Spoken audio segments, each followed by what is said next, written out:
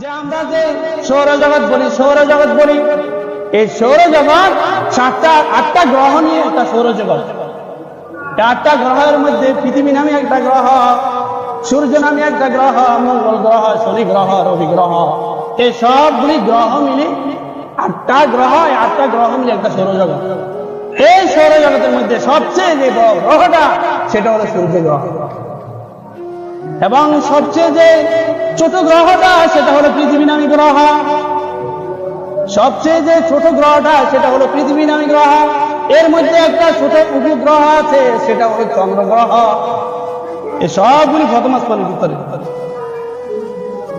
সবগুলি প্রথম আসমানের ভিতরে। এর মধ্যে কতগুলি গ্রহ উপগ্রহ মিলি একটা ইউনিভার্স, একটা ইউনিভার্স। এভাবে হাজার হাজার হাজার হাজার ইউনিভার্স মিলি একটা